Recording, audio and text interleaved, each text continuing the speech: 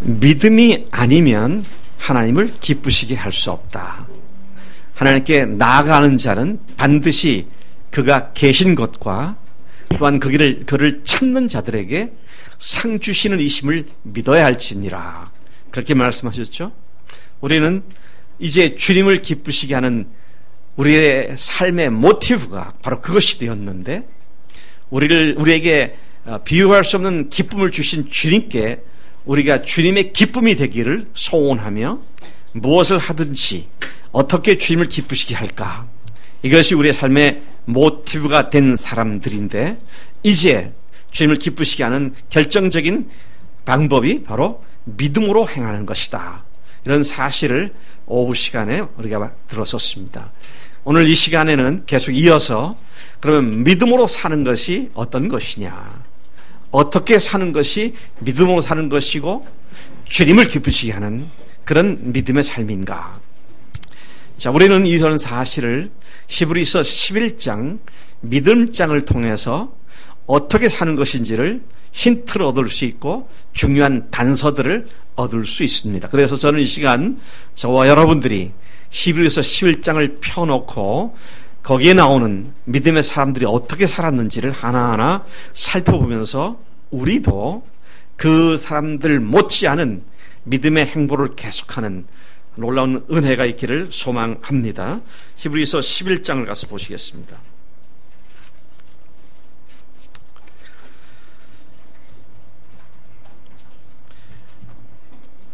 이 말씀을 우리가 볼 때에 놀라운 것은 이 세계가 창조되어졌을 때도 믿음으로 되어졌다. 3절이 그렇게 말하고 있습니다. 3절이 믿음으로 모든 세계가 하나님의 말씀으로 지어준 줄을 우리가 아나니, 하나님께서 말씀하신 그 말씀으로 세상을 창조하셨는데, 말씀으로 창조하실 때 하나님께서 그대로 될 것이란 믿음을 가지고 세상을 창조하셨다. 그런 말씀으로 이해가 됩니다. 이어서 믿음으로 살아갔던 여러 사람들의 얘기가 나오는데 그 중에 아벨의 얘기가 나오죠. 아벨은 믿음으로 가인보다 더 나은 제사를 드렸다. 그렇게 말을 합니다.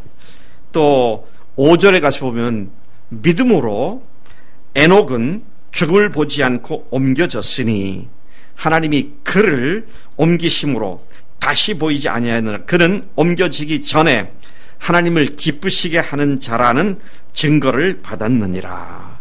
자, 이런 말이 있고 난 뒤에 그 다음에 믿음이 없이는 하나님을 기쁘시게 못한다. 하나님께 나아가는 자는 반드시 그가 계신과 또한 그가 자기를 찾는 자들에게 상 주시는 이심을 믿어야 할지니라. 그렇게 말씀을 하고 있습니다. 여러분, 하나님을 기쁘시게 해드리는 삶은 오직 믿음으로만 가능한 일인데, 하나님은 아들 예수님을 세상에 보내시고 십자가에서 우리를 위해서 대신 죽게 하시는 어마어마한 희생을 치르셨습니다. 그리고 전무후무한 사건, 그분을 부활시키신 사건을 통하여 그분이 그 어떤 인간과도 비교될 수 없는 유일하신 하나님이셨던 사실을 드러내 주셨습니다. 그분이 다시 살아나심으로 말미암아 그분이 십자가에 죽은 것이 바로 우리 죄 때문이었고, 그분이 부활하심으로 말미암아 그분이 죽으신 십자가가 실질적으로 우리의 모든 죄를 완전히 영원히 사해 주신 하나님의 은혜였음을 드러내 주셨습니다. 그리고 바로 그 주님의 죽으심이 나의 죄 때문임을 알고 깨닫고 회개하고 그 예수님을 주님으로 믿고 주님으로 모시고 사는 자들을 하나님은 너무도 기뻐하셨고 끔찍이 사랑하셨고, 그래서 우리가 스바냐 3장 17절에서 말하는 것처럼 우리를 향한, 우리 때문에 하나님께서는 기쁨을 이기지 못하신다. 그런 표현을 해주고 계십니다. 아마 이거보다 더 강렬한 하나님의 기쁨을 얘기할 수 있다면 얼마든지 주님께서는 그런 표현들을 다 동원하셨을 것이라고 그렇게 생각되어집니다. 물론 신약 성경에 와서 주님 하나님께서 우리가 예수님으로 말미암아 하나님의 자녀된 것을 얼마나 기뻐하신지를 몇 가지로 말씀해 주십니다만은 그런데 구약에서는 그렇게 너를 인하여 기쁨을 이기지 못하신 하나님이시다. 너 때문에 믿음으로 반응한 너 때문에 주님께서는 정말로 춤을 덩실덩실 추면서 즐거워하시고 기뻐하신다. 그렇게 말씀을 하십니다. 오늘 하나님께서 그렇게 우리를 기뻐하시는 이유는 예수님이라고 하는 하나님 자신의 아들이시고 독생자이신 그분을 희생시키시는 어마어마한 대가를 치르셨는데 그 대가를 하나님의 사랑으로 알고 주님으로 모신 사람들에 대한 하나님의 그 크신 기쁨이 그렇게 표현되고 있다라는 말씀인 것이죠. 주님은 아예 주님이 인정하시는 의인은 믿음으로 말미암아 살 것이며 그 믿음이 뒷걸음질 치는 것을 기뻐하지 않으신다고 말씀하셨습니다. 우리는 그 오후 시간에 이런 사실을 다시 한번 주목해 보았습니다. 히브리서 10장 38절부터 39절까지의 아까 읽었던 말씀입니다만 나의 의인은 믿음으로 말미암아 살리라. 또한 뒤로 물러가면 내 마음이 그를 기뻐하지 아니하리라 하셨느니라. 우리는 뒤로 물러가 멸망할 자가 아니요 오직 영혼을 구원하며 이르는 믿음을 가진 자니라. 우리 속에 역사하기 시작한 믿음은 우리로 하여금 뒷걸음질 치고 백슬라이딩을 해서 미끄러지는 그런 믿음이 아니고 앞으로 계속 달려나가 영혼들을 기필코 구원하는 그런 믿음을 우리에게 주셨다는 말씀인 것이죠. 그런 믿음을 우리 모두에게 주신 줄로 믿습니다. 네. 자, 이제 그렇게 믿음으로 산 사람들의 실질적인 사례들을 11장 전체를 통하여서 주님께서는 제시해 주고 계십니다. 먼저 우리가 여기서 주목해 볼 사람이 에녹입니다. 에녹은 죽음을 보지 않고 옮겨진 사람이다. 하늘나라로 하나님께서 데려가신 사람이다. 하나님이 그를 옮기심으로 다시 보이지 아니하였느니라. 근데 그렇게 하나님께서 그를 하늘로 승천시키신 이유가 뭐냐? 그는 옮겨지기 전에 하나님을 기쁘시게 하는 자라는 증거를 받았느니라. 그 하나님을 기쁘시게 하는 삶을 살았기에, 그런 믿음의 사람을 살았기에 하나님께서 그를 불러내셔서 하늘에 직접 데리고 올라가신 그런 사실을 보게 됩니다. 여러분, 창세기에 보면 하나님께서 가인의 후예들, 그렇죠? 가인의 후예들의 족보와 그 다음에 가인이 죽인 아벨을 대신해서 하나님께서 주신 아들 셋이라고 하는 후손들의 족보가 대조되어서 나오죠. 그런데 가인의 후예에 속한 족보들은 뭔가 한 가닥씩 한 사람들이었습니다. 뮤지션, 아주 유명한 음악가가 나오기도 하고, 건축업의 대가가 나오기도 하고, 철강업의 대가가 나오기도 하고, 목축업의 대가가 나오기도 합니다. 근데 하나님께서 세우신 셋의 후예들은 별 뚜렷한 이야기가 없습니다. 누가 몇 세에 누구를 낳고 몇 세를 향유하고 몇 세에 죽었더라. 누가 몇 세에 누구를 낳고 몇 년을 향수하고 몇 세에 죽었더라. 계속 그렇게 나옵니다. 거기에 무슨 대가가 되었다 뭐 이런 말이 안 나와요. 근데 그 패턴을 깨트리는 것이 누굽니까? 에녹에 대한 이야기입니다. 누가 몇 세에 누구를 낳고 몇 년 동안 향수하고 죽었더라 라는 패턴이 깨집니다. 어떻게 깨지느냐? 에녹은 하나님과 동행하였고, 그런 말로 그 패턴을 깨트립니다. 하나님을 믿는 믿음으로 그의 삶의 걸음걸이가 옮겨졌다는 그런 말씀인 것이죠.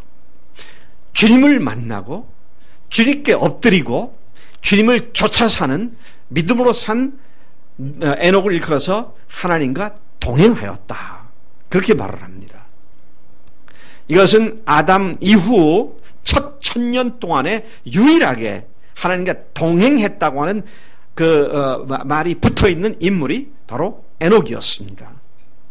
1000년 중에 첫 번째 1000년 중에 오직 한 사람 에녹만이 하나님과 동행했단 말이 나옵니다. 이토록 하나님과 동행하는 삶을 하나님께서는 그렇게 귀하게 여기시고 그렇게 귀하게 평가를 하시고 그렇게 또 그를 아름답게 높여주시는 그런 삶이다라는 걸 봅니다.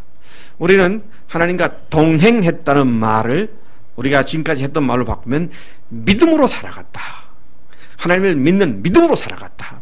사실 동행했다는 말의 영어 표현은 walk with God, 하나님과 함께 걸어갔다 그 말이잖아요. 하나님과 함께 걸어갔단 말이에요. 하나님이 이끄시는 대로 하나님과 함께 걸어갔다. 여러분, 오늘 우리가 하나님께서 우리에게 말씀하시는 대로 순종하고 가는 것이 하나님과 동행하는 겁니다. 그 동행을 하지 않으면 하나님 말씀하셔도 이해를 하지 못하고 하나님의 음성이 들리지를 않습니다. 근데요, 이제 우리가 어떤 존재가 됐어요? 예수님의 보혈과 부활의 능력으로 이제는 하늘 아버지의 아들, 딸들이 되었고 하늘의 가족이 되었지 않습니까? 그러면 당연한 것은 이제 주님과 함께 동행하는 삶이 우리의 삶이 돼야 마땅하다는 것이죠. 자, 얘기를 건너뛰겠습니다. 에녹이 첫 번째 1000년을 갖다가 밀레니움이라고 그러죠. 밀레니움. 아담 이후 첫 1000년 동안에 하나님께서 유일하게 만나신 하나님과 동행한 사람이 에녹이라고 기록하고 있는데 세컨드 밀레니움, 두 번째 1000년에서 주님께서 또 다른 사람을 만나게 됩니다. 그가 누군가요? 노아입니다. 노아 때까지 계속 역시 똑같은 패턴으로 몇 세에 누구를 낳고 몇 년을 향수하고 몇 세에 죽었더라. 몇 세에 누구를 낳고 몇 년을 향수하고 몇 세에 죽었더라. 그렇게 가다가 또다시 깨지는 패턴이 깨지는 표현이 나오는데 노아에서 그 말이 나오죠. 노아는 당대 의인이었고 완전한 자였더라. 그가 하나님과 동행하였고 그가 완전한 자고 의로운 자라고 칭함받을 수 있는 비결이 무엇이었느냐? 하나님과 동행하는 삶이었다는 것입니다. 주님과 함께 걸음걸이를 걸으며 주님께서 인도하신 대로 쫓아가고 순종했던 그의 삶을 한마디로 얘기해서 하나님과 동행하였다 그랬어요. 그래서 하나님께서는 그 노아를 들어서 두 번째 인류의 조상을 만드시게 되죠. 그때같이 존재했던 모든 인간들을 다 홍수로 쓸어버리시고 노아와 그 가족들 전부 8명만 방주에 구출하셔서 그로 하여금 제2의 인류의 조상으로 다시 땅을 내딛게 하시는 놀라운 역사를 일으킨 것을 보게 되죠.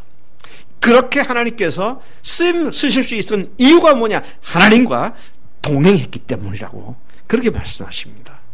여러분, 주님의 말씀을 잘 귀를 기울이고 주님이 하시는 말씀을 하나도 허투루 듣지 않고 그냥 흘러 떠나버리지 않고 주님 말씀하신 것이면 어떤 대가를 지불하도록 그대로 살겠다고 하는 그런 태도와 자세가 주님과 동행하는 삶에 마땅한 태도인 줄로 믿습니다. 우리가 얼마나 자주 하나님의 말씀을 듣습니까? 참 자주 듣잖아요. 매일 듣지 않습니까? 매주 듣지 않습니까? 하나님의 뜻을 몰라서 못하는 경우는 거의 없습니다. 아는데 들어서 또 들을 때도 은혜도 되는데 그러곤 돌아서서는 다 까먹어버리는 그런 삶의 연속이라고 한다면 그런 삶을 주님과 동행하는 삶이라고는 결코 말할 수가 없다는 것이죠. 아까 뭐라고 했습니까? 하나님을 기쁘시게 하는 사람은 어떻게 하는 거라고요? 하나님이 계신 것과 반드시 자기를 찾는 자들에게 상 주시는 분임을 믿어야 할지니라. 그러한 하나님과의 관계, 하나님과 관계 맺는 매 일거수일투족이 참 의미 있고 가치 있는 그런 하나님과 동행하는 것이라는 사실을 분명히 인식하고 매일의 삶의 발걸음을 옮기는 사람, 그런 사람을 들어서 하나님의 역사를 일으켜 나가는 놀라운 도구로 쓰신다고 하는 것이죠. 노아의 얘기를 좀 더 하겠습니다. 노아는 믿음으로 아직 그렇게 말하고 7절 보니까 믿음으로 노아는 아직 보이지 않는 일에 경고하심을 받아 경외함으로 방주를 준비하여 그 집을 구원하였으니 그렇게 말을 하죠. 어떻게 보면 굉장히 황당했을 것 같아요. 어느 날 하나님께서 노아에게 말씀하십니다.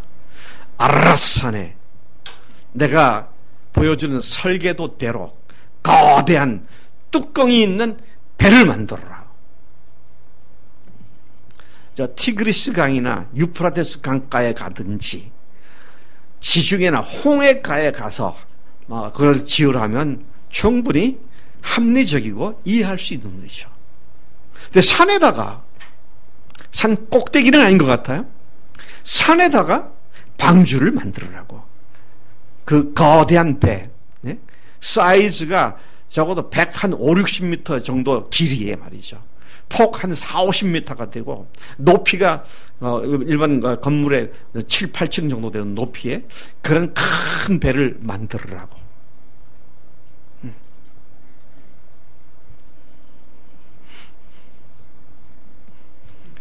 은혜자매는 하나님께 그러시면 순종할 것 같아.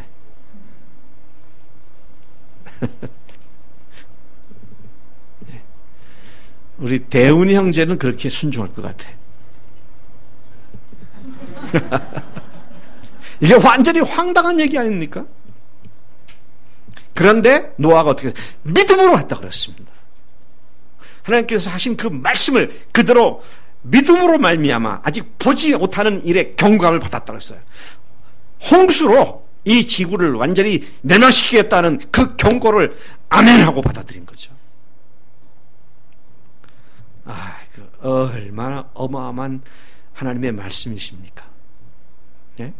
참 기가 막힌 얘기예요. 이번에 우리나라가 한 57일, 60일 가까이 계속 물이 쏟아졌잖아요. 그래도 서해안에는 어떤 조그만 산봉우리도 침수되지 않았어요. 그냥 시가지가 침수되고 논밭이 침수됐지 목포 유달산이 침수됐다든지 또는 부산에 무슨 산이 있죠? 용두산 공원이 침수됐다든지 그런 얘기 못 들었잖아요. 근데 온 세계 모든 산봉우리가 다 물에 잠기게 되고 그렇게 모든 코에 호흡이 있는 것들을 다 죽이겠다. 그렇게 말씀하시는데 그걸 어떻게 믿을 수 있습니까? 근데 그는 하나님을 믿은 사람이었고 하나님이 하신 말씀이면 반드시 이룬다고 하는 믿음을 가졌죠. 정확하게 그가 몇 년 동안 방주를 지었는지 잘 모르겠습니다만 수십 년을 지었죠. 그냥 짓는데 사람들이 격려를 해주고 박수를 쳐주고 하면 힘이나 나지. 빈정거려 비웃고 미친놈이라고 말이죠. 아마 성경에 구체적으로 얘기하지 않지만 노아의 아들들이나 며느리들이나 노아의 부인조차도 일은 하긴 했겠지만 투덜거렸을 수 있었을 거예요. 이 영감탱이가 늙더니 정신이 나간 모양이라고. 그럴 수도 있어요. 그런데 노아가 어떻게 했다고? 믿음으로 아직 보지 못한 일에 경고를 받아서 방주를 지었다고. 경외함으로 방주를 준비했다고. 그렇게 말씀하시죠.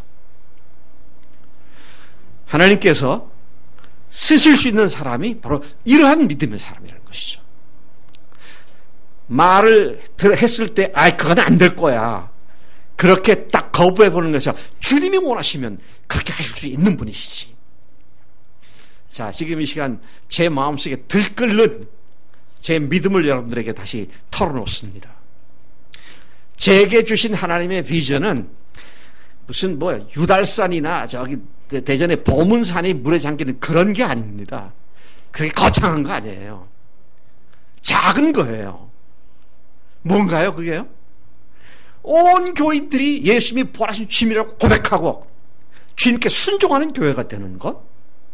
그게 그렇게 어렵습니까?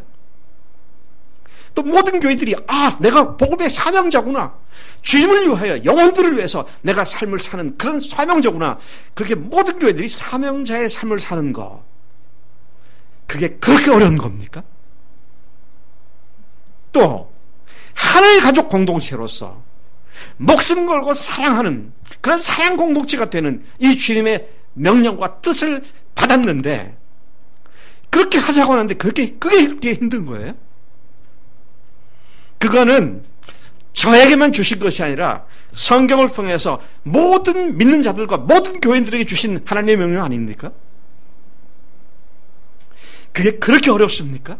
No, 아니에요. 믿음을 가지고 순종하면 주님께서 이루어 주실 일인 줄로 믿습니다. 국부적으로 부분적으로 몇 사람이 그렇게 사는 그거 말고요. 우리 교회가 100명 전원이 정말 주님 앞에 굴복한 삶을 살고 하나님의 복음을 위해서 헌신한 삶을 살고 그리고 영적 가족 공동체로서 목숨 걸고 서로를 사랑하는 그런 가족 공동체가 되는 것. 그렇게 되면 교회가 너무 크면 안 되니까 암만 커도 200명, 300명을 넘지 않는 그 범위 내에서 그렇게 늘어나게 하면 또 분가시켜서 제2교회, 제3교회 그래서 그 사이즈가 계속 그렇게 불어나는 그 일이 노아의 방주처럼 힘든 겁니까? 그렇지 않습니다. 믿음을 가지고 순종하겠다고 결단을 하면 성령께서 우리 가운데 능히 이루실 줄로 믿습니다. 저는 그런 교회를 만들기 위해서 우리가 대전 근교에 땅을 한 몇만 평 사가지고 거기에 공동체를 만들어서 집도 잘 짓고 농토도 만들고 그렇게 합시다. 그런 얘기하는 거 아닙니다. 우리가 필요로 하는 재물이라는 건 이 정도면 충분해요.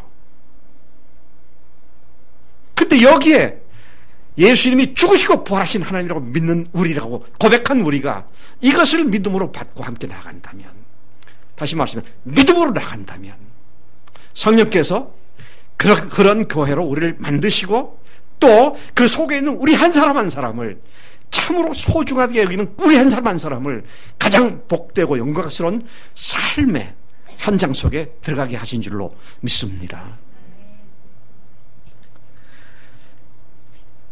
노아의 경우에 있어서 그가 받은 하나님의 뜻은 방주를 짓는 것이었는데 한 세대를 더 지나가지고 아브라함은 또 다른 하나님의 부르심을 받게 됩니다.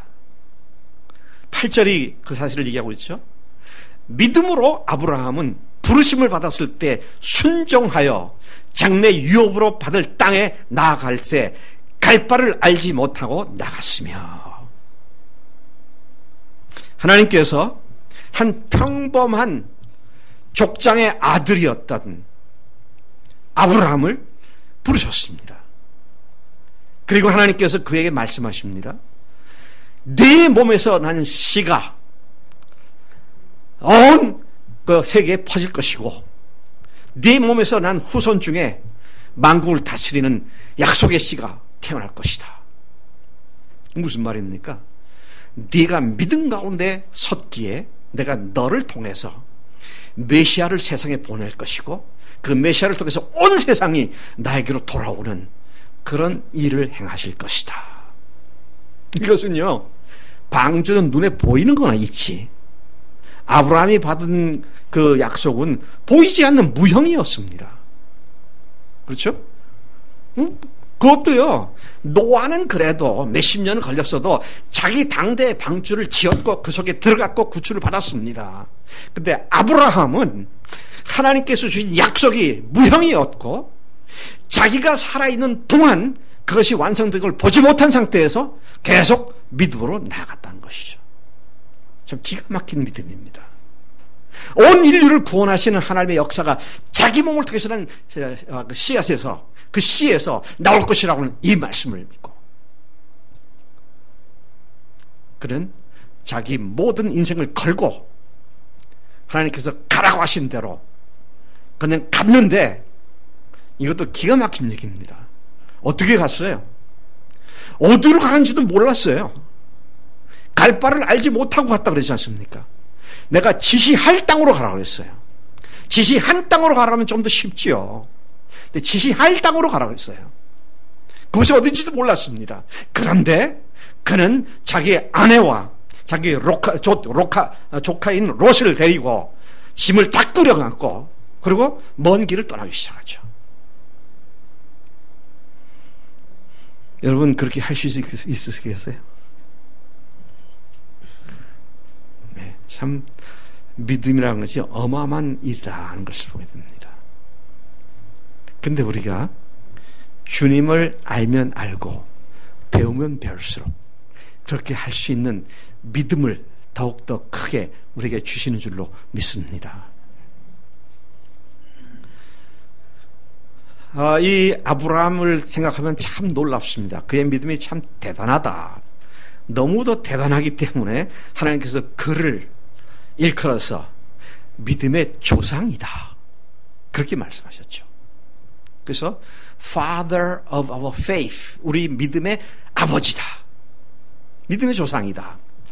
그렇게 말을 하시고 그는 의의 상속자가 되었다. 의를 상속받는 자가 되었다. 그렇게 말씀하시죠. 자, 9절부터 10절까지도 계속 보면 아브라함이 이 믿음을 가지고 살아가는 과정에 어떻게 했는가 하는 것이 나와 있는데요. 믿음으로 그가 이방의 땅에 있는 것 같이 약속의 땅에 거류하여 그랬습니다. 자, 이게 무슨 말이에요? 약속의 땅에 도착을 했는데 정작 그는 이방인의 땅에서 나그네처럼 살았다는 겁니다. 약속의 땅에 갔는데 거기에서 나그네처럼 살았다는 거예요. 그리고 어떻게 나그네처럼 살았느냐? 다시 돌아보면 동일한 약속을 유업으로 함께 받은 이삭 및 야곱과 더불어 장막에 거하였다 그랬어요. 3대가 아브라함부터 시작해서 3대가 이 텐트 생활을 했다는 겁니다. 약속의 땅에서 텐트 생활, 언제든지 떠나라면 걷어가지고 떠날 수 있는 그런 삶을 살았다는 거예요. 자, 그런데 그가 그렇게 살았지만 그가 바라봤던 거 뭐냐? 10절. 참 이거 너무 대조적인 얘기입니다. 이는 그가 하나님이 계획하시고 지으실 터가 있는 성을 바랐습니다. 그는 하나님의 도성을 꿈꿨고 하나님께서 직접 운영하시고 계획하시고 운행하시는 하나님의 위대한 성, 견고한 성이 세워질 것을 믿고 하나님께서 약속한 땅으로 갔는데 그가 가나안 땅에 될 때 바로 이 땅이다라고 말씀해 주셨는데 정작 그는 아들과 손자와 함께 어떻게 했다고요? 견고한 성이 터가 있는 성을 만들려면 주춧돌이라도 좀 놔야 될 거 아니겠어요? 근데 텐트 생활을 했다는 겁니다. 장막에 갔단 말은 뭐예요? 텐트 생활을 했다는 거예요. 그가 바라보고 기대했던 그 믿음은 자신의 당대에서 끝날 문제가 아니라 하나님께서 앞으로 보내주실 자기의 약속의 씨앗이 자기 몸에서 나는 중간 중에서 온다고 하는 이 멀리 바라본 그 믿음을 가지고 아브라함은 앞을 향해서 계속 행진해서 나갔다는 것이죠. 자, 거기까지는 그래도 아브라함의 믿음이니까 그렇다 치십시다. 아브라함이니까. 그런데 그의 부인이 무슨 죄가 있어요? 그 부인 사라에 관한 얘기가 나옵니다. 11, 12절에 보니까 믿음으로 사라 자신도 나이가 많아 단산하였으나 잉태할 수 있는 힘을 얻었으니 이는 약속하신 이를 미쁘신 줄 알았습니다. 그 다음 말이면 이러므로 죽은 자와 같은 한 사람으로 말미암아 하늘의 허다한 별과 해변의 무수한 모래같이 많은 후손이 생육하였느니라. 여기 죽은 자와 같다라는 말은 무슨 말입니까? 이미 사라가 생리현상이 다 끝나서 얘는 진짜 애를 가질 수 없는 그런 상황이었는데 그런 상황 속에서도 하나님의 약속의 말씀을 믿었다는 겁니다. 하나님의 약속의 말씀을 믿었다는 거예요. 그리고 그 약속의 말씀을 믿은 결과로 수많은 후손을 생육하게 되었다. 제가 이걸 보면서요, 한 사람이 믿음으로 굳게 서면 그 가족과 주변 사람들이 똑같이 그 믿음으로 전념이 되는구나, 이 사실을 보게 돼요. 아브라함의 믿음이 사라에게 전달되었고요. 아브라함과 사라의 믿음이 그 다음에 이삭과 야곱에게도 전달되고 있는 걸 봅니다. 그래서 여러분, 다른 사람 핑계대지 말고 내가 주님 앞에 바로 서면 내 주변 사람들이 믿음으로 세움을 받는다. 이 사실을 굳게 믿고 내가 믿음의 주를 바라보며 달려가는 그런 믿음의 삶을 살아야 하는 줄로 믿습니다. 우리 교회 한 사람으로부터 시작되어진 믿음의 번짐의 놀라운 역사도 우리가 많이 보지 않습니까? 그러면 집에 지금 가족 중에 혼자 믿는 분들 소망을 가지세요. 여러분을 통해서 여러분 가족들이 모두 부활하신 주님이 하나님이시라고 고백하고 주님께 나와 엎드리는 놀라운 축복이 임하게 될 줄로 믿습니다. 아침에도 박성희 자매 얘기했는데 박성희 자매가 그런 역할을 할 줄로 믿습니다. 그걸 바라보시고 주님께서 너무 좋다 그러시는 거예요.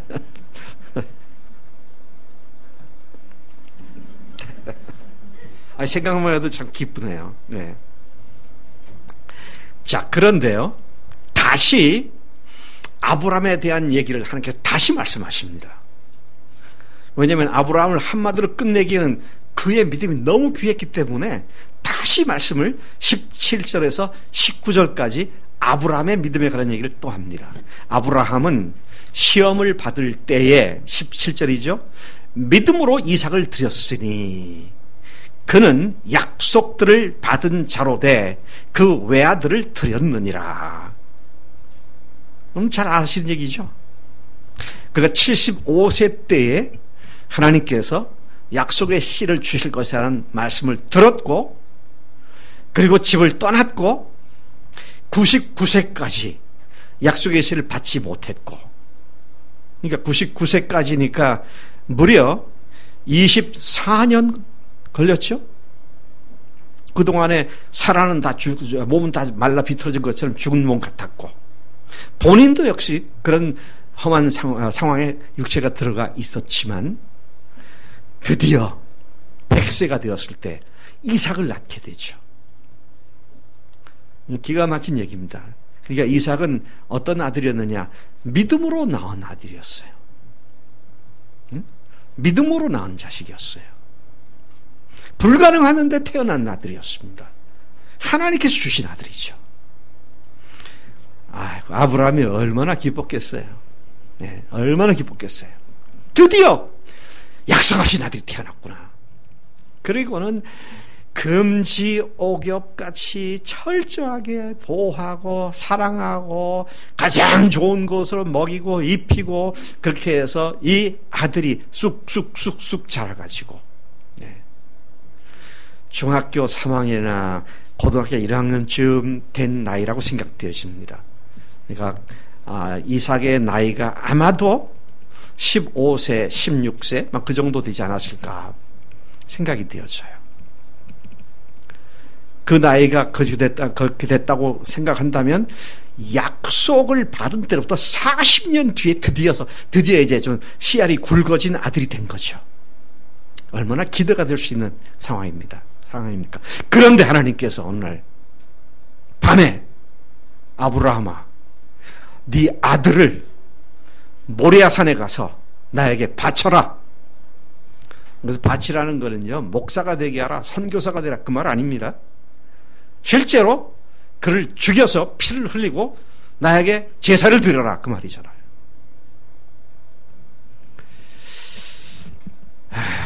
참 이게 저 같았으면 하나님과 싸우면 싸웠지 그 순종 못했을 것 같아요. 아니 뭐 약속에 자식 준다고 그래갖고 줘놓고는 뭐 이제 와서 무슨 말씀하시는 겁니까? 하나님 나를 데려가세요. 그렇게 했든지 그랬을 것 같아요. 근데 아브라함이 창세기를 보면 참 놀랍습니다. 그 다음날 아침 일찍이 일어나서 이삭을 데리고 그의 등에다가 장작을 지우고 또 몸종을 하나 데리고 그 사흘 길을 가잖아요.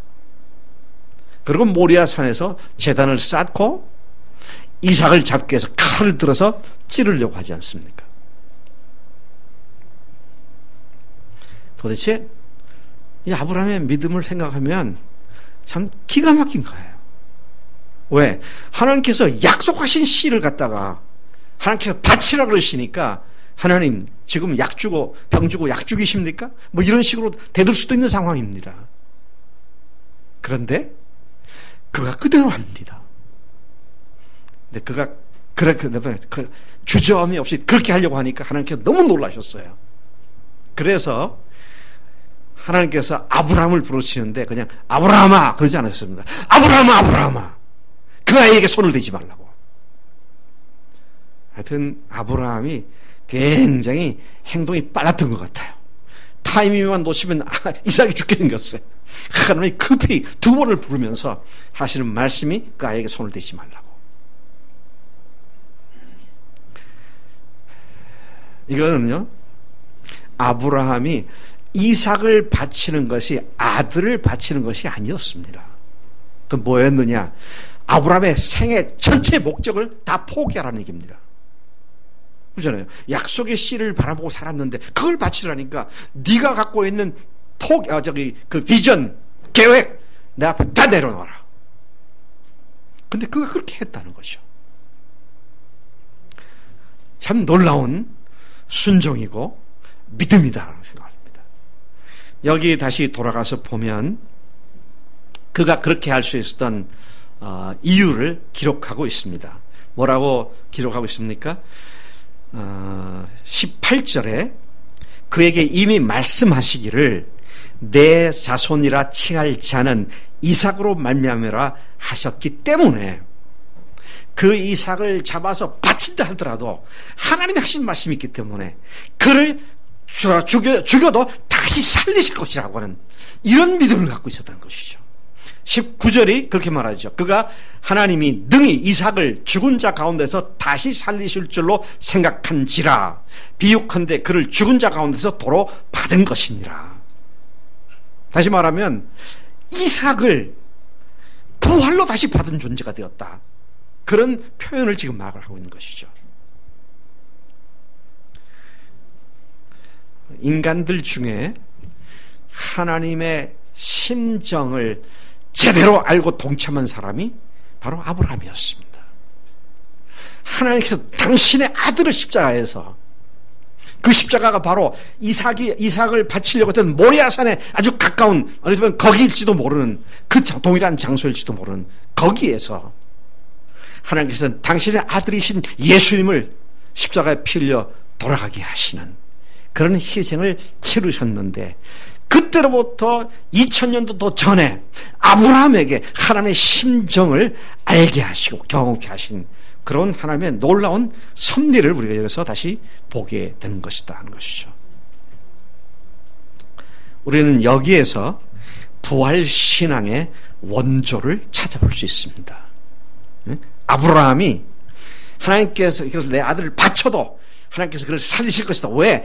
이 이삭으로 말미암아 내 후손이 약속의 씨가 날 것이라고 하셨으니까 하나님의 말씀이 그렇게 됐으니까 지금 바쳐도 주님은 능히 그를 살리실 것이다. 이런 믿음을 갖고 있는 것이죠. 히브리서가 그렇게 해석을 해주고 설명을 해주고 있는 것입니다. 자, 그 뒤에 그의 믿음을 보고 자라난 이삭, 또 그 할아버지와 아버지, 할아버지인 아브라함과 아버지인 이삭의 믿음의 행보를 보면서 자라난 야곱, 그리고 그 야곱으로부터 태어나서 역시 믿음의 집안에서 자라다가 애굽으로 팔려갔고 종살이를 하다가 애굽의 총리가 됐던 요셉, 그러니까 아브라함부터 4대에 걸친 신앙 가문이죠. 이들이 모두 다 믿음으로 자기 자녀들에게 축복을 하고 앞으로 되어질 일을 믿음으로 바라보고 임종시에 자기들의 뼈를 가지고 떠나갈 때는 내 뼈를 가지고 가라고 그렇게 요셉이 하나님께서 했던 것을 기록해 주고 있습니다. 그리고 이제 시간이 지나갑니다. 그 다음에 등장하는 믿음의 인물이 모세죠. 저는 이 모세의 믿음을 보게 되면 너무도 인간적이고요. 너무도 저하고 비슷한 것을 보면서 참 위로를 많이 받습니다. 왜 위로를 받냐면 모세가 하나님께서 내 민족을 구출하려고 보내실 때 모세가 예 주님 알겠습니다 그러지 않았어요. 못 가겠다고 버튼거렸습니다. 왜 버튼거렸어요? 나는 말을 잘 할 줄 모른다고. 내 입이 뻣뻣하고 혀가 둔해서 말을 잘 하지 못하니까 하나님 저를 보내지 마세요. 또 내가 간들 그들이 하나님이 나를 보내셨다는 걸 어떻게 알겠습니까? 그러니까 하나님께서 야 지팡이 던져봐. 뱀이 되죠. 다시 또 지팡이 집어하니까 다시 지팡이가 됩니다. 이런 표적을 보여주시고 그러고 이제 가라고 말씀하시는데 그래도 민기적거립니다. 그러니까 나 말을 못하니까 어떡합니까? 그러니까 그래? 그러면 네 형 아론을 네 대변자로 세울 거다. 그래서 핑계댈 게 없잖아요. 그런데도 계속 나는 적합한 자가 아니라고 계속 발을 빼려고 합니다. 이제 할 수 없이 출발을 하는 그 과정에 몇 걸음을 안 가서 네? 하나님께서 모세를 죽이려고 하셨습니다. 네? 모세를 죽이려고 하셨어요. 얼마나 하나님 보시기에 불충스러웠던지 모세를 그렇게 했습니다. 근데 그걸 보고는 그 부인 십보라가 칼을 가지고 그 아들 누구죠? 아들 모세의 아들 나도 갑자기 이름이 생각이 안 나.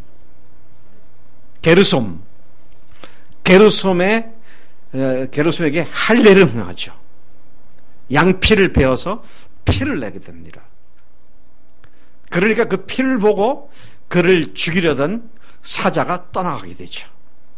그래가지고 그 부인이 피를 본 뒤에 속이 상해가지고 당신은 내 피난 편이다. 나를 피보게 하는 사람이다. 뭐 그런 비난을 하기도 하죠. 저는 이 누구죠? 이 모세의 그런 모습 보고 제 마음이 시원하더라고요. 왜 시원하냐? 모세도 이랬구나. 이런 모세인데 하나님께서 나도 똑같은 그런 삶인데 나를 쓰시겠다니 너무 감사하기도 하고. 참 이상해요. 성경에 나오는 하나님의 사람들의 실패가 왜 그렇게 나에게 위로가 되는지. 네. 베드로가 예수님을 3번씩이나 부인했다. 그게 나한테는 얼마나 위로가 되는지 몰라. 너무 똑같아요. 자, 이렇게 모세가 드디어 애굽 땅에 도착을 했죠. 그런데 어떻게 됐습니까? 가서 바로 앞에 가서 내 백성을 내놓아라. 우리가 가서 여호와께 예배를 드리겠다. 그러니까 이 누구죠? 그 바로 왕이 저놈들이 저게 일이 고되지 않고 배불러 등 따뜻하니까 저런 짓을 한다. 그래가지고 벽돌 구울 때 넣는 지푸라기를 주지 마라. 지들이 다 주워서 하게 해라. 그래서 이름이 어려워지죠. 어려워지니까 백성들이 히브리인들 유대인들이 어떻게 합니까? 모세를 향해서 돌팔매질을 하려고 막 원망하고 그러니까 또 모세가 하나님 앞에 가서 내가 안 온다 그랬는데 왜 보내가지고 나를 이렇게 힘들게 하시냐고. 참 모세가 참 위대하긴 하지만 그 과정이 너무도 나를 닮아서 아니 내가 그를 닮아서 그런데도 나를 쓰신다니 너무 감사하다. 그런 하나님이신 것을 우리가 보게 되는 것입니다. 이 모세가 이렇게 될 수 있었던 이유는 그 부모 때문이었어요. 왜? 22절에 보니까 믿음으로 모세가 낳았을 때 그 부모가 아름다운 아이임을 보고 석 달 동안 숨겨 왕의 명령을 무서워하지 아니하였으며 그 부모들이 믿음으로 그렇게 했다는 겁니다. 아기가 커지면 커질수록 어떻게 됩니까? 울음소리가 커지죠. 더 이상 숨길 수 없게 되니까 그 다음에 광주리에다 넣어서 애굽 나일강에 띄어보내는 그런 일을 하게 됐다는 것이죠. 부모가 그렇게 믿음을 했다는 것이죠. 그러고 나서 모세가 어떻게 했느냐. 24절부터 29절까지 한번 우리가 같이 이 부분은 같이 한 목소리로 읽어보겠습니다. 24절부터 29절입니다. 시작. 상성하여 바로의 공주의 아들이라 칭함받기를 거절하고 도리어 하나님의 백성과 함께 고난받기를 잠시 죄악의 난을 누리는 것보다 더 좋아하고 그리스도를 위하여 받는 수모를 애굽의 모든 보화보다 더 큰 재물로 여겼으니 이는 상 주심을 바라봄이라. 믿음으로 애굽을 떠나 왕의 노함을 무서워하지 아니하고 곧 보이지 아니하는 자를 보는 것 같이 하여 참았으며 믿음으로 유월절과 피 뿌리는 예식을 정하였으니 그는 장자를 멸하는 자로 그들을 건드리지 않게 하려 한 것이며 믿음으로 그들은 홍해를 육지같이 건넜으나 애굽 사람들은 이것을 시험하다가 빠져 죽었으며. 바로에게 가서 내 백성, 하나님의 백성을 내놓으라고 한 그 첫 선전포고로부터 시작해서 그 다음에 출애굽을 해가지고 어디입니까? 홍해를 건너기까지의 모든 과정을 뭘로 했다고요? 믿음으로 했다는 겁니다. 어려움을 만날 때마다, 장애물을 겪을 때마다 그는 믿음으로 돌파해서 나갔다. 그렇기 때문에 믿음은 한 번 적용해 보는 걸 끝나는 게 아닙니다. 믿음은 연속적인 것이고요. 우리의 삶 자체가 믿음으로 이루어진 것이 돼야 한다. 그런 말씀인 것이죠. 자, 이 이스라엘 백성들이 모세의 믿음으로 출애굽을 한 뒤에 이제 여리고성을 함락을 하게 되죠. 여리고성을 공격하게 됩니다. 여리고성을 함락시키는 장면을 보면 기가 막힙니다. 세상에 이런 군사작전이 있을 수가 있겠는가. 네. 여러분, 군사작전으로 한 성을 빼앗으려면 옛날로 말하면은 그걸 뭐라 하죠? 성문을 딱 부서뜨리는 그런 어떤 그런 큰 묵직한 나무, 통나무에다가 뾰족하게 깎아가지고 가서 들이박든지, 네? 또는 이게 그 공성태라 그러죠. 확 여기서 큰 돌을 샥 날아갈 수 있게 해가지고 딱 그냥 성에 떨어지게 하든지. 그런데 그렇게 하고 난 데는 그러면은 화살 궁수들이 앞에 딱 서고, 네. 그 다음에 창병들이 또 서고, 그렇게 해서 단계별로 어떻게 공격을 하든지 그런 작전 계획을 갖고 해야 될 거 아니겠어요. 그런데 여리고성을 함락하는 그들의 모습은 하나님께서 하라신 대로 한 거예요. 네? 맨 앞에 제사장들이 서라. 그리고 그 성을 하루에 한 번씩 돌고 마지막 날에는 7번을 돌아라. 그게 무슨 함락작전이 이런 작전이 다 있어요.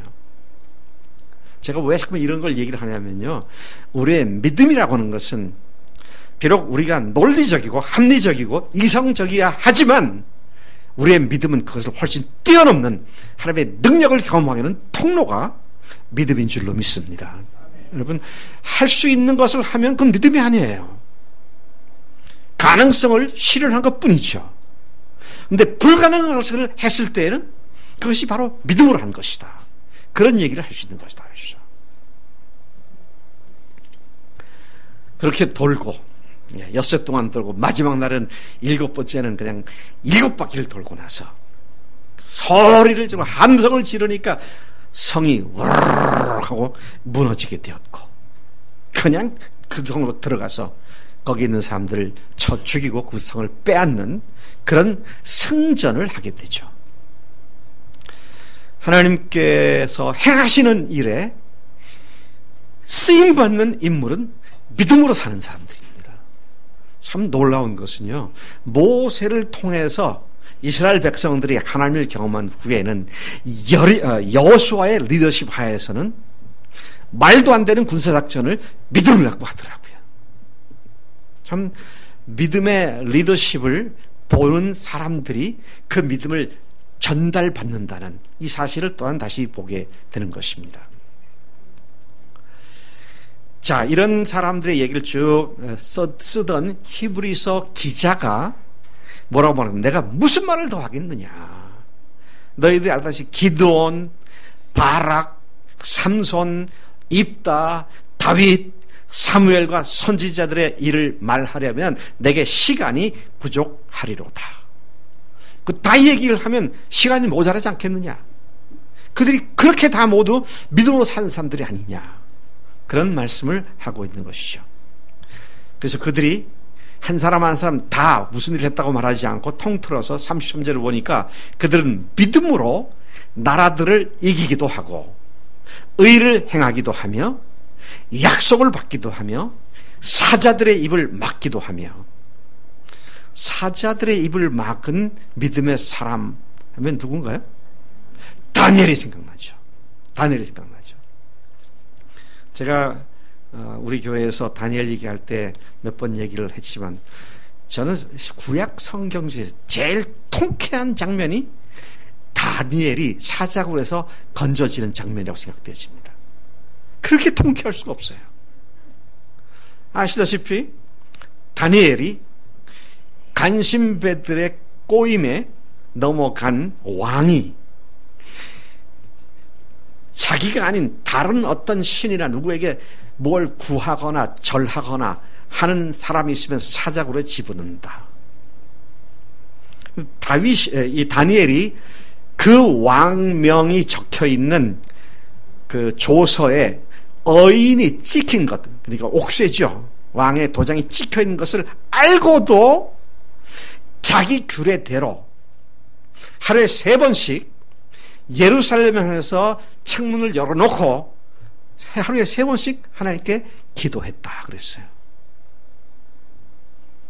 나 다니엘이 이렇게 기도하니까 날 사자굴에 쳐 넣으세요 하고 똑같은 행위죠.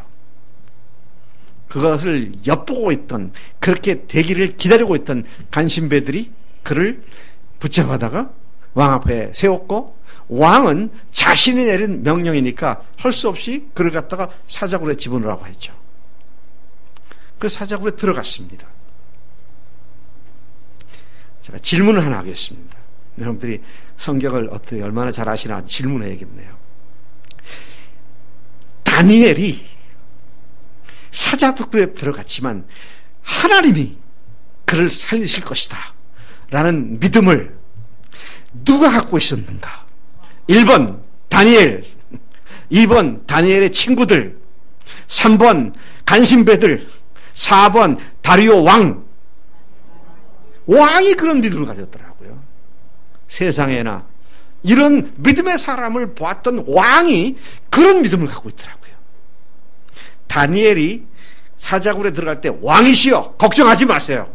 제가 사자굴에 들어간다 한들 하나님께서 사자들의 입을 다 막으시고 발톱을 다 묶으실 겁니다. 걱정하지 마세요. 그런 말 했단 말이 없어요.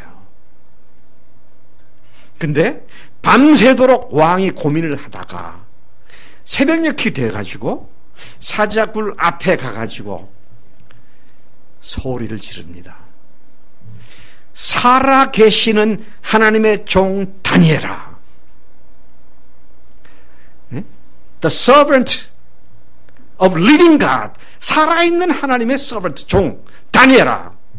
그렇게 말합니다.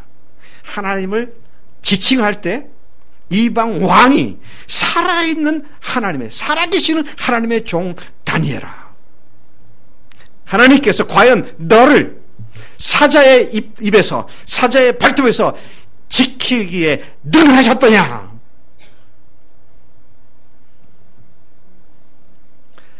굴에 메아리만 쳐올 뿐 아무 소리가 안 들렸으면 다니엘은 벌써 사자 뱃속에 들어가 있었겠죠. 저는 그 장면을 생각할 때 그런 생각이 자꾸 들어요. 그 불을 통해서 살아 계시는 하나님의 종 다니엘아. 그 굴에서 메아리가 다니엘아. 그렇죠. 너를 구하시기에 누가 했더냐.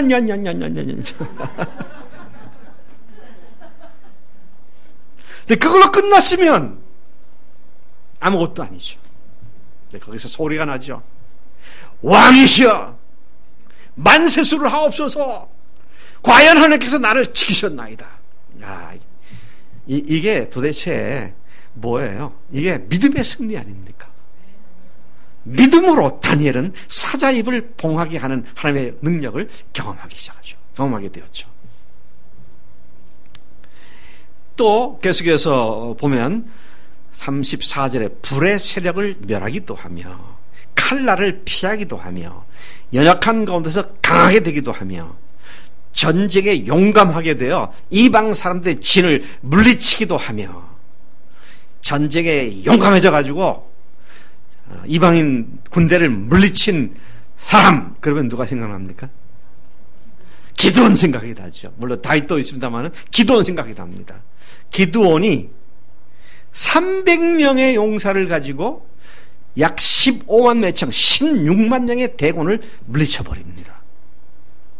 그것도요, 무슨 무기로 했느냐? 활, 칼, 창이 아니라 횃불과 항아리를 가지고 그렇게 한 것이죠.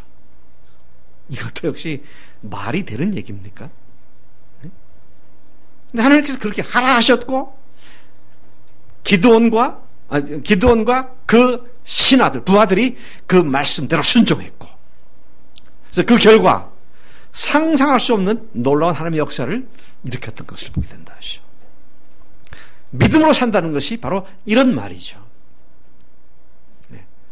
그렇게 하면 되겠구나 하는 것을 하는 건 누구나 할 수 있는 거예요. 근데 과연 될까? 그럼 재다 보면은 우리가 전혀 발을 내딜 수 없습니다. 그런데 우리로 하여금 담대하게 발을 내딜 수 있게 하는 것은 뭐예요? 주님을 믿기 때문입니다. 주님이 어떤 주님이십니까? 죽으시고 부활하신 하나님이십니다. 사망 권세를 완전히 깨뜨리신 하나님이 나의 하나님이시고 우리 가운데 계시며 우리가 믿는 하나님을 믿는 우리를 기뻐서 이기지 못하시는 그런 하나님을 우리가 믿기 때문에 믿음으로 계속 날려 나갈 수 있다는 것이죠. 35절을 가서 보면 또 놀라운 얘기가 나옵니다. 여자들은 자기의 죽은 자들을 부활로 받아들이기도 하며 또 어떤 이들은 더 좋은 부활을 얻고자 하여 심한 고문을 받되 부차히 풀려나기를 원하지 아니하였으며. 와, 하나님 나라에 부활되어서 다시 살아날 때 더 귀한, 더 좋은 부활을 바라보면서 이 시간에 악행을 받지만 구차한 변명을 하면서 피하려고 하지 않고 담담하게 그 죽음을 받아들였다고 하는 이런 믿음의 행적들을 이해하고 있는 것이죠. 아까 제가 그냥 지나갔습니다만은 누구죠? 모세의 경우를 보면요, 24절에 믿음으로 모세는 장성하여 바로의 공주의 아들이라 칭함받기를 거절했다고 했어요. 그가 믿음으로 공주의 아들이라는 명칭을 포기하게 됩니다. 그리고 어떻게 하면 도리어 하나님의 백성과 함께 고난받기를 잠시 죄악의 낙을 누리는 것보다 더 좋아하고, 그리고 그리스도를 위하여 받는 수모를 애굽의 모든 보화보다 더 큰 재물로 여겼으니 이는 상 주심을 바라봅니다. 여러분, 우리 그리스도인들이 어려움을 견딜 수 있는 이유가 뭐예요? 어려움을 감당할 수 있는 이유가 뭐예요? 하나님께서 어려울 때 참아라, 인내하라, 믿음으로 이겨라 그래서 그런 겁니까? 아니에요. 그것을 견뎠을 때, 그것을 그대로 당했을 때 더 큰 하나님의 상이 있음을 바라보기 때문이라는 것이죠. 하나님은 그렇게 무지막지한 분이 아니세요. 그분은 우리에게 가장 좋은 것을 마련해 놓으시고 그걸 믿음으로 쟁취하도록 우리를 훈련시키고 우리를 인도하시는 분이시다라는 것이죠. 참 이 믿음이라고 하는 건 세상이 감당할 수 없는 겁니다. 세상이 믿음을 감당할 수가 없어요.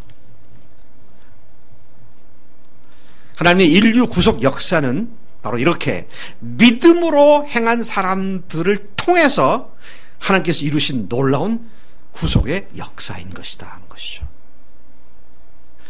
이들의 믿음의 순종을 하나님은 기뻐하셨고 그래서 그들의 믿음을 사용해 오신 것입니다. 하나님을 기쁘시게 하는 믿음의 생활은 12장, 히브리서 12장에서 말을 하고 있습니다. 그런 믿음이 어떻게 이루어지는 것이냐. 그것을 아주 간략하게 얘기한다면 이렇게 말할 수 있어요. 1절과 12장 1절과 2절에서 말하는 것을 아주 간단하게 말한다면 벗을 것을 벗어버리고 경주할 것을 경주하고 바라볼 것을 바라봄으로써 그렇게 하시다는 겁니다. 벗어버릴 것을 벗어버리고 달려갈 것을 달려가고 그리고 어떻게 해요? 바라볼 것을 바라보고 그렇게 우리가 믿음으로 승리할 수 있다는 것이죠. 자, 그러면 기왕 내친 걸음에 조금 더 이 말씀을 생각해. 히브리 11장이 믿음의 삶을 어떻게 선조들이 살았느냐. 근데 그들이 살았던 그 믿음의 삶을 우리가 어떻게 살 수 있느냐라고 할 때 벗어버릴 것을 벗어버리라 그랬습니다. 첫째로 이 벗어버릴 것이 뭐냐 하는 거예요. 사실은 여기에서 지금 말하고 있는 내용은 경주, 달리기를 하는 사람들이 잘 달릴 수 있도록 필요한 것들을 얘기하고 있는 겁니다. 그래서 달리기, 레이스를 한다 그러면은요 어떻습니까? 최대한 거창스러운 것들 다 벗어버려야 되죠. 옷도 아주 가벼운 옷으로 몸에 싹 달라붙어서 공기 저항을 최소화시키는 그런 옷을 입어야 되겠죠. 달리기 하는 사람이 무거운 물건을 들고 뛴다면 그건 질 수밖에 없어요. 그래서 이 본문 말씀에 보면 무거운 것과 얽매이기 쉬운 죄를 벗어버리라고 그랬어요. 두 가지를 얘기하고 있습니다. 무거운 것을 벗어버리라고 그랬어요. 그리고 얽매이기 쉬운 죄를 벗어버리라고 그랬습니다. 벗어버릴 것이 두 가지예요. 여러분, 첫 번째 것은 죄는 아닐지 모르지만 우리로 민첩하게 주님을 따라가고 달려가는 그 일을 방해하는 것들입니다. 그런 것들이 어떤 것들이 있습니까? 이 세상의 여러 가지 염려가 우리로 하여금 그렇게 만듭니다. 생각이 많은 사람들이 조금 이런 게 심해요. 그래서 우리가 어떤 삶을 살아야 되느냐? simple life, 단순한 삶을 살아야 합니다. 최대한 벗어버리는 것이 필요해요. 예를 들면 제가 지금 마음속에 있는 부담이 되는 무거운 것들이 있어요. 어떤 것들이 있느냐? 그만에 황룡에 살다 보니까 자라는 풀을 언제 깎을 것이며 나무를 언제 벨 것이며 겨울 나기 위해서 장작은 또 언제 사다 넣을 것이며 생각할 게 한두 가지가 아니에요. 근데 다 포기하고 다 팔아버리고 아파트로 딱 이사 오면 그런 걱정 하나도 없잖아요. 그렇게 죄는 아니지만 쓸데없는 것들이 나를 묶도록 그렇게 하지 말라는 거예요. 그러려면 단순한 삶을 살라는 겁니다. 뭘 주렁주렁 이고 지고 엎어매고 그렇게 살지 말고 최대한 단순하게 살라는 거죠. 집 2채, 3채, 4채 갖고 있던 정치가들이 그냥 하루아침에 사표를 내고 청와대에서 나오고 국민들의 지탄을 받고 막 그러잖아요. 왜 그렇습니까? 무거운 걸 잔뜩 들고 있기 때문에 그래요. 여러분, 오늘 우리가 주님 앞에서 경주를 하는 사람들인데 이기기를 위해서 결승점을 향해서 달려가는 사람들인데 우리를 자꾸만 얽어매고 있는 붙잡고 있는 무거운 것이 뭔가 생각을 해봐야 합니다. 그리고 그것을 과감하게 정리하는 결단도 필요한 것이죠.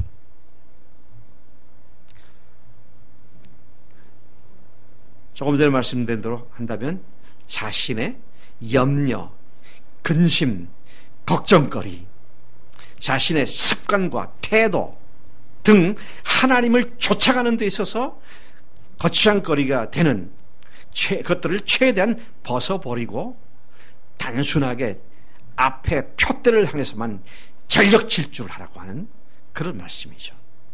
또 그런가 하면 버려야 할 것이 뭡니까? 죄 짓는 일입니다.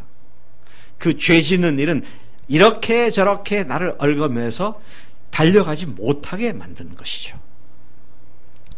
그 죄를 짓는 일에 있어서는 거짓말도 있고요. 욕심을 내는 것도 있고 또는 정욕대로 사는 것도 있고. 그래서 마귀에게 컨트롤을 받고 있는 사람들을 뭐라고 말합니까? 네? 뭐라고 말을 해요? 자기가 원하는 대로 사는 사람들이다. 그렇게 말하죠. 빌립보서 2장에서 그렇게 말하지 않습니까? 이 세상 신을 쫓아 사는 그런 사람들이다. 근데 그것들을 과감하게 정리하라는 겁니다. 그걸 버리라는 것이죠. 믿음으로 달리는 것은 인내를 필요로 합니다. 인내를 필요해요. 왜냐하면 믿음으로 사는 삶은 결코 호락호락 쉽지만은 않기 때문입니다.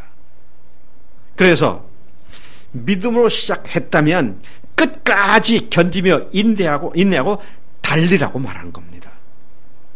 그래서 믿음으로 인내를 우리 앞에 당한 경주를 인내하면서 하라고 그렇게 말씀하고 있죠. 주님은 믿음의 행위를 시작하게 하시고 또 그 믿음의 행위를 완성시켜 주시는 주님이십니다. 그래서 믿음의 주요 또 온전케 하시는 이이신 예수를 바라보자. 그래서 늘 얘기합니다마는 여기서 믿음의 주라고 하는 말은 믿음을 시작하게 하신 분 그런 말이고요. 그 다음에 믿음을 완성시키는 분. 시작하게 하셨으니까 완성시킬 겁니다. 그 주님을 바라보고 중간에 힘든 것들을 인내하고 경주하란 말이죠. 네. 우리 정경래 자매 친정 부모님과 시부모님이 예수를 믿게 될 것인데 가능성이 잘 안 보이고 그러면 실망을 하잖아요. 의심을 하게 되고. 그러니까 어떻게 하라는 얘기예요. 시작하게 하신 분이 그분이시니까 그 일을 완성시킬 분이 주님이시니까 그분을 바라보라고 하는 그런 말씀을 지금 우리에게 하고 계시는 것이죠. 우리가 바라보아야 할 예수님이 보여주신 본은 믿음의 경주를 함에 있어서 어떤 부끄러움도 대가로 지불하면서 달려가시는 본을 보이신 예수님인데 그 예수님을 생각하라고 말하고 있는 것이죠. 그분은 그 앞에 있는 기쁨을 위하여 십자가를 참으사 부끄러움을 개의치 아니하시더니 하나님 보좌 우편에 앉으셨느니라. 그러니까 무슨 얘기입니까? 우리 주님 예수님조차도 그분이 오셔서 하시는 일에 믿음으로 끝까지 행하셨다. 그런 말씀을 하고 있는 것이죠. 아까 세상을 믿음으로 창조하셨다 그랬는데 우리를 구원하시기 위한 십자가와 부활도 믿음으로 이루어진 놀라운 하나님의 은혜인 줄로 믿습니다. 믿음으로 달리는 일은 피곤하기도 하고 낙심될 때도 있지만 그것을 이겨내기 위해 하나님이신 예수님을 거역한 인간들을 참으신 예수님을 생각하라고 그렇게 권면하고 있는 것이죠. 3절이 그렇게 말하고 있죠. 너희가 피곤하여 낙심하지 않기 위하여 죄인들이 이같이 자기에게 거역한 일을 참으신 일을 생각하라. 예수님께서 복음을 십자가에 죽으시고 부활하시기 위해서 3년간 거기에 전력 질주를 하셨는데 종종 그것을 알지 못하고 방해한 사람들이 있었어요.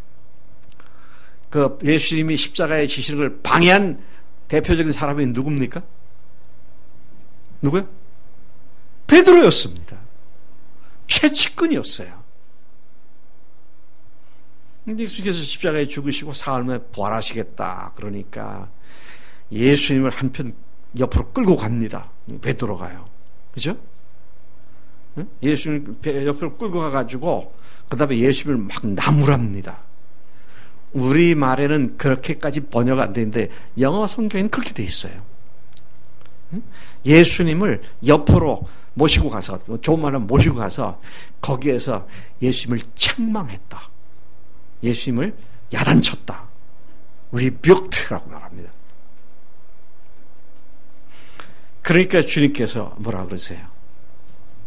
그냥 여지없이 사탄아! 물러가라. 너는 나를 넘어지게 하는 자다. 내가 하나님의 일을 생각하지 않고 사람의 일을 생각하는구나. 칼날같이 단칼에 베어버리시는 주님의 모습을 보게 되죠. 주님의 믿음의 행진을 방해했던 베드로였습니다. 또 주님의 믿음의 행진을 방해했던 또 다른 최측근들이 누굽니까? 예수님의 육신의 가족들이었습니다. 미쳤다고 붙잡으러 다녔던 그들이죠. 근데 주님께서는 거기에 연연하지 않고 아주 칼로 싹둑 자르듯이 누가 내 가족이고 누가 내 친척이냐, 여기 있는 소자들이 아니냐, 그렇게 말씀하시며 앞으로만 계속 달려가는 그런 행진을 계속하셨다는 것입니다. 주님께서는 우리 교회에 놀라운 소명을 주셨어요. 네. 이 시대에 꼭 필요한 소명을 주셨습니다. 하나님의 교회가 교회다워지도록 우리에게 소명을 주셨어요. 근데 그 속에는 우리가 주님 앞에 바로 서도록 또 소명을 주셨습니다. 우리는 그 소명을, 하나님께 주신 소명을 알고 지난 18년간을 달려왔습니다.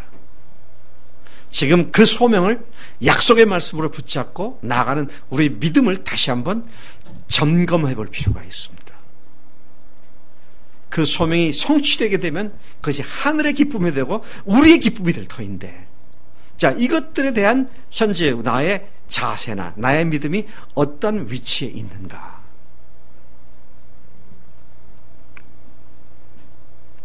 부활하신 예수님을 주님을 모신 교회가 되고, 그래서 누구든지 예수님을 주님으로 모신 교회가 되고, 또 누구든지 우리 교인이면 복음을 증거하는 사역자, 영혼들을 섬기는 사역자의 삶을 살게 되고, 그리고 그렇게 귀한 하나님이 그토록 끔찍이도 사랑하시는 옆에 있는 형제 자매를 나의 하늘 가족으로 알고 내 모든 것을 쏟아붓는 사랑을 주고받는 그런 교회가 되도록 하나님께서 우리 교회에 소명을 주셨죠.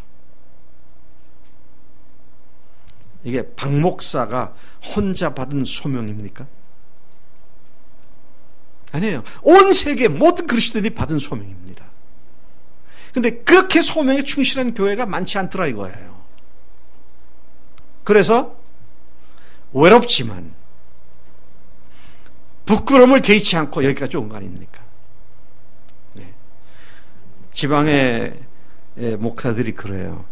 28년간 목회학과 실천신학을 가르친 이정희 목사님과 제자훈련과 셀교회를 한국교회에 소개한 박영철 교수가 목회하는 교회, 야, 이 교회가 5년 10년 안에 큰 교회가 되겠구나 그랬더란 거예요.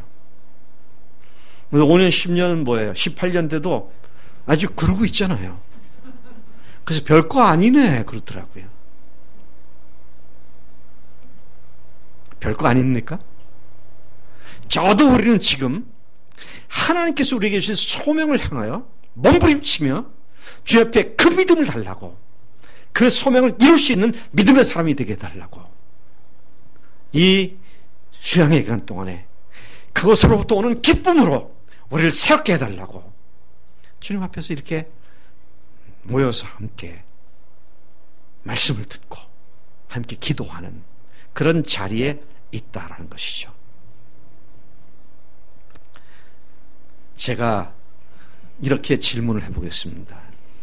이 부분은 영어로 질문하면 좋을 것 같아요. Are you ready? 여러분들은 준비가 되셨습니까? 주님의 말씀을 주님의 소명을 약속의 말씀으로 믿고 달려가겠다고 하는 그 마음의 준비, 신앙의 준비가 되셨습니까? 아멘. 이제 주님께서 그 믿음을 사용하셔서 하나님의 영광스러운 교회를 우리 가운데 이루실 줄로 믿습니다. 그런데 그 소명을 향해서 달려가는 여러분들을 무겁게 붙잡고 있는 게 뭡니까? 여러분들의 다른 박질을 하지 못하도록 여러분들을 짓누르고 있는 무거운 납덩이 같은 것들이 뭐가 있습니까? 여러분들이 버려야 할 선입견과 편견은 무엇인가요? 여전히 자신의 완고한 생각을 버리지 못하고 있는 그런 것은 또 무엇입니까? 벗어버려야 할 무거운 것이 무엇인가?